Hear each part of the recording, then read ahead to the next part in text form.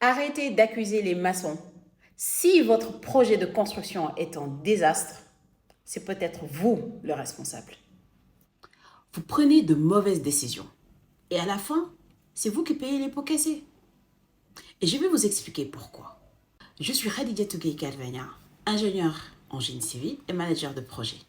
Aujourd'hui, je vais vous montrer comment certaines erreurs que vous faites dès le début peuvent condamner votre chantier et vous coûter des millions. Mais restez bien jusqu'à la fin, car je vous donnerai la seule règle qui peut vous éviter une catastrophe.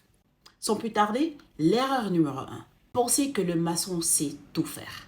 Un maçon n'est pas un architecte. Un maçon n'est pas un ingénieur. Un maçon n'est pas un électricien. Pourtant, combien de personnes se contentent d'embaucher un simple maçon et lui demandent de tout gérer?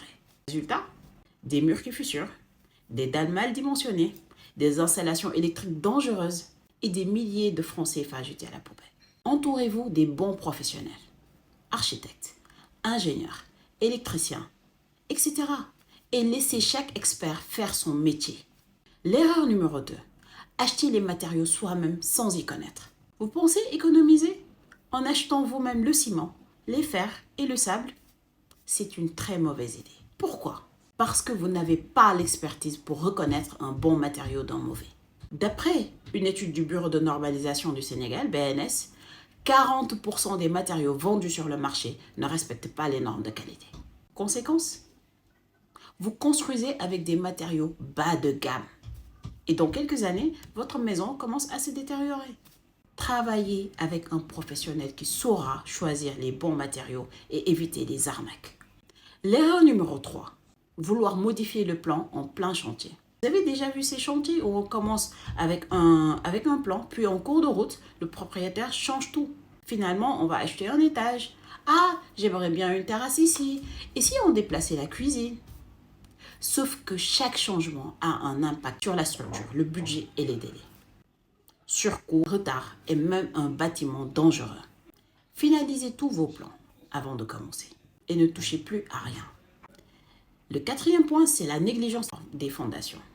Personne ne voit les fondations, alors beaucoup veulent aller vite et économiser dessus. Erreur fatale.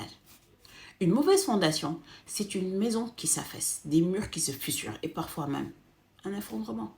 Dans le Centre expérimental de recherche et d'études pour l'équipement, CEREC, 30% des sinistres dans le bâtiment au Sénégal sont dus à des problèmes de fondation mal réalisés.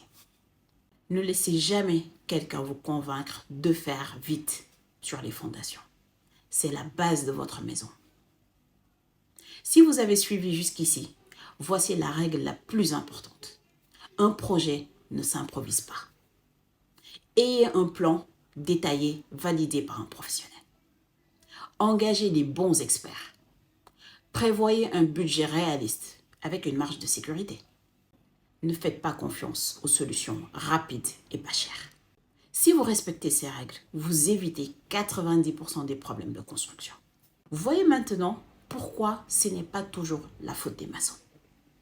En réalité, un bon chantier commence avant la première brique.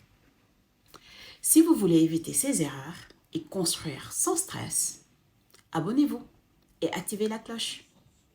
Dites-moi en commentaire quelle erreur vous a le plus surpris. Parlons-en. Ciao.